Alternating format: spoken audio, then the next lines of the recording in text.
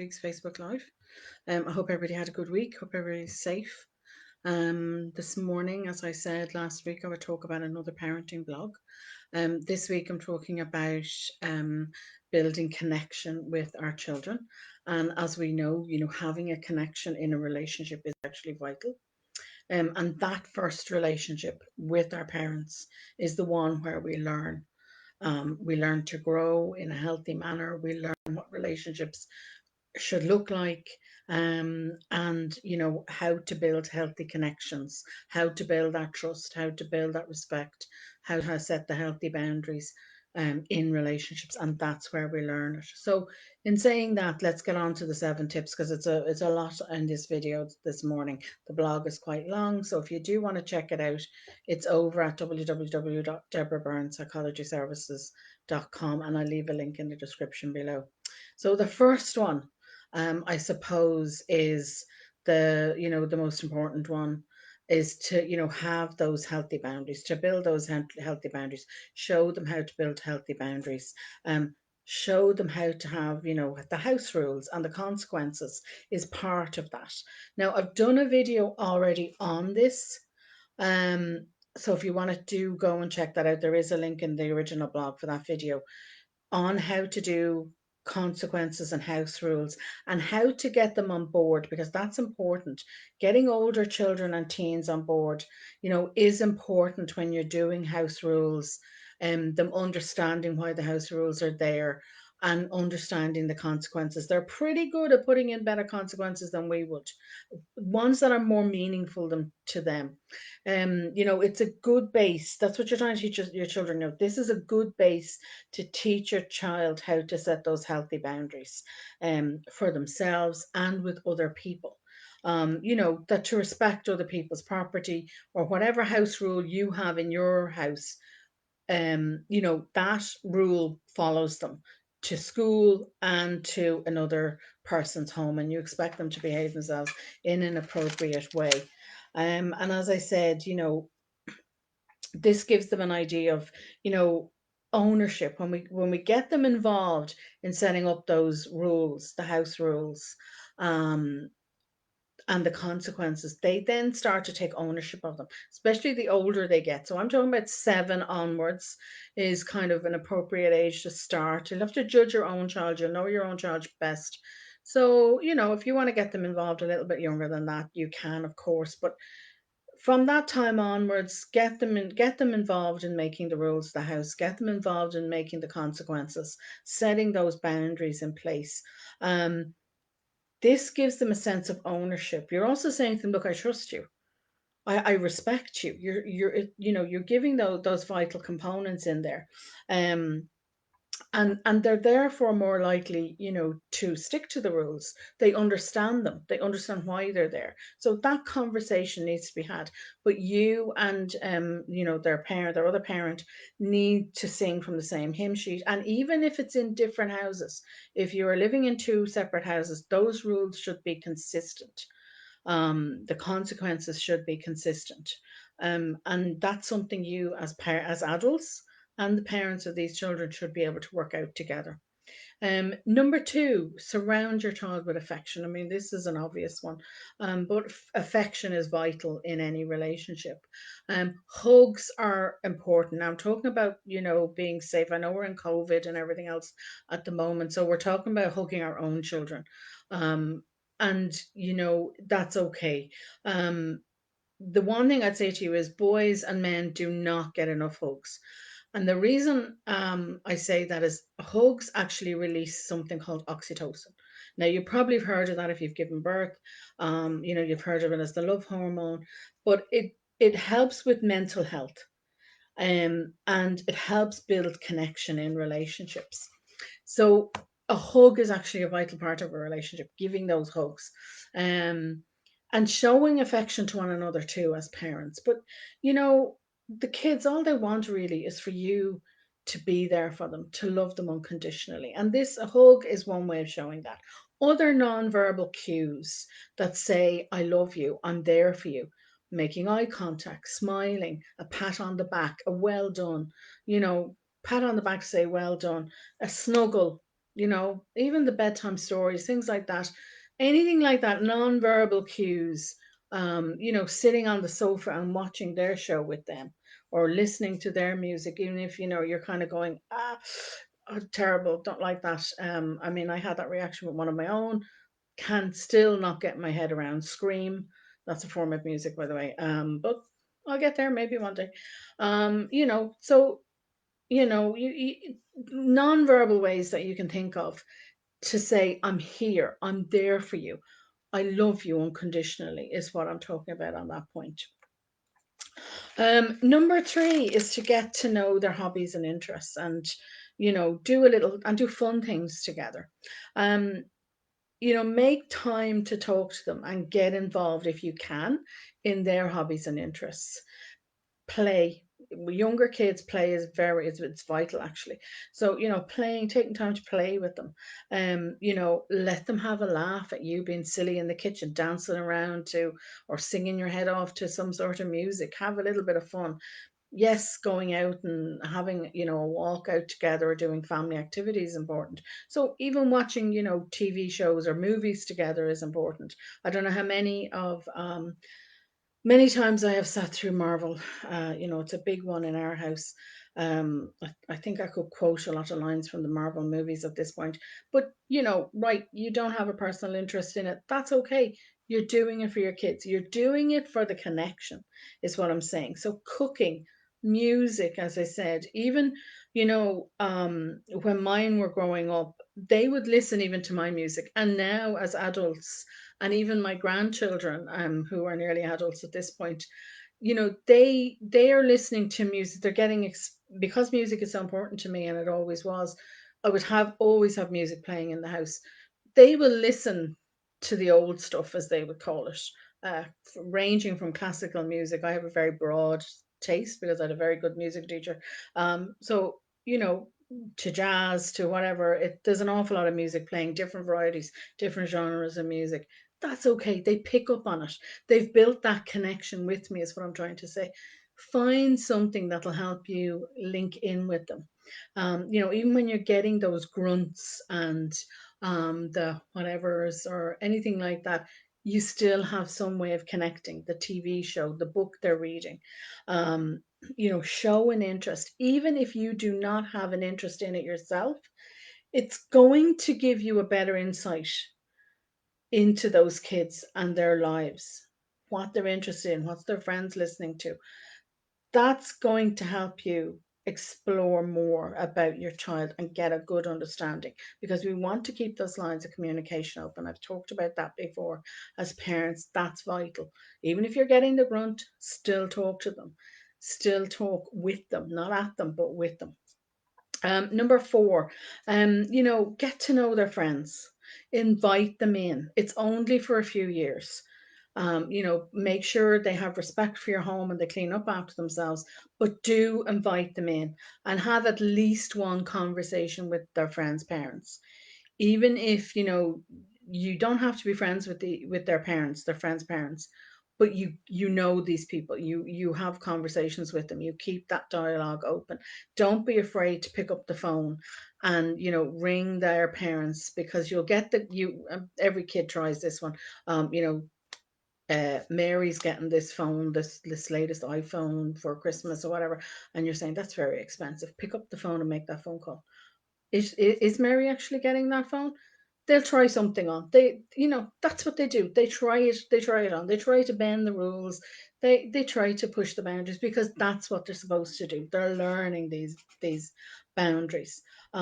So you need to have the phone number of the whoever their friends' parents are. You need to be having, as I said, at least one conversation, so you can put a name to a face. But invite those kids into your home. If you can, set aside a room in your home where they can all crowd in and watch something together, or listen to something. um, but again, knowing their friends gives you an insight into what's going on in their lives, and it gives you an insight into what they're thinking, because you can be just that piece of furniture passing through.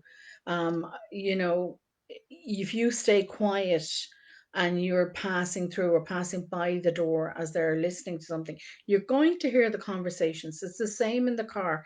If you are the designated driver and you're driving them home from somewhere or to something, keep your mouth shut. Other than saying hello, everybody all right? Got your seatbelt on? Listen. Stop talking and listen, because you'll hear things. You'll just become part of the steering wheel or part of the furniture. You're going to hear things. Do not react.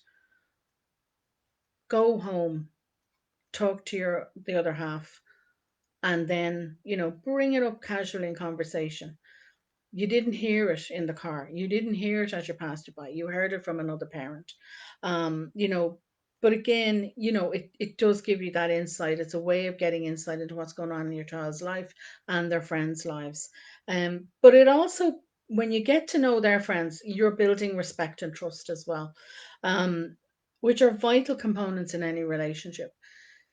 You're saying to your kids, I trust you. I approve of your friends. I trust you. I respect your choices. That's what you're doing there. And that's important for them to know that. Number four, make, now I know this is going to be a hard one, but make the conversations and interactions technology free as possible. Not always possible. And I know that, but if you can, if you're having a conversation, and particularly serious conversations, ditch the phone devices and the television. Do not have the radio, the television on in the background. Um, you know, an example, what you could do is have dinner together, and make it a technology free, TV free time. That's the time where the family get together and you can sit there and you can talk. Now, it can be hard and harder, I think, with teens sometimes, if they're not used to doing this, to get them to start opening up and talking about different things. So yes, you can ask them how their day went. Yes, you can talk about school, let them vent about a teacher, talk about their friends. But if you're not getting that much of a response back from them, think of other things that they're interested in. This is where knowing their hobbies and interests is going to come in. Knowing what TV shows they're interested in, what types of music they're interested in. If they're into reading books or playing particular computer games, let them talk about it. Let them vent, as I said, if they need to, about something. Um, Something that we've done as a family, and we actually still do it as a family when we get together. We get the crosswords out. And one person will be in charge of the crossword, and they'll call out the clue, and we do a kind of a round table of guessing what the answer should be. And we do it that way, and it does open up dialogue. It opens up the dialogue to talk about all sorts of things. Older kids and teens are pretty clued into the news, to what's happening in the world around them, to politics even. I've had so many conversations, and very intelligent conversations I have to have with teens about politics. So, these are ways that you can get them to open up about things and start dialogues that maybe isn't too personal to them, that doesn't feel like you're getting at them. So think about it. Have a brainstorm together as a couple, as parents, and see what you can come up with in terms of general topics, even. Number six, spend some one-to-one time with your child.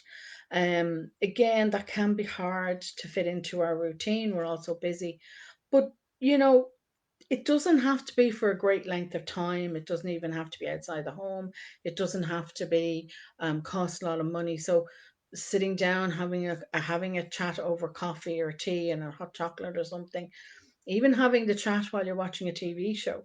The two of you just watch that television show or movie together, in the house. Or, if you go for a walk after dinner, and maybe they'll go with you.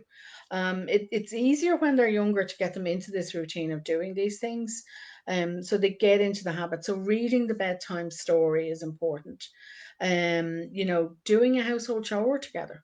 That's a great way to get a teen opening up, because you're not doing this. Teens don't like the face to face. They feel that's very confrontational. So, you're kind of working side to side, clearing up after dinner, maybe even preparing the dinner or cooking the dinner. So think again, look for ways outside, maybe think outside the box of ways that you can make time to connect with them on a one-to-one basis and try and fit that into your routine. And if you're very busy, do schedule it in. Because we're busy, so we don't tend to we forget to do these things, particularly if it's something new that you want to get into the habit of doing with your child. Schedule it in, put it on the list, put it on the to-do list. And the last one, number 7, is to make time to listen and empathize and understand any emotional outbursts.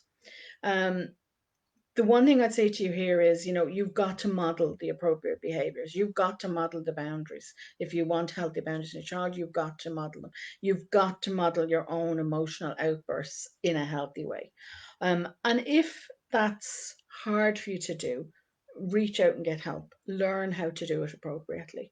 Learn to manage your stress and model it. Think about it as modeling it for your child. What do I want my child to have? Do I want my child to have a better future, to do this better than I am in the future? So, if you need that help, then do that. The other thing I'd say to you is kids and teens, and even up to about 26, their brains aren't fully formed. So they are not capable of regulating their emotions as well as we are as adults. Um, so they are they are really at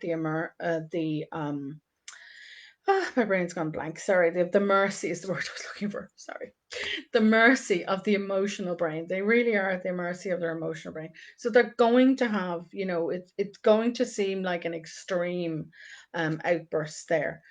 Have patience. Take a break if you need it or they need it.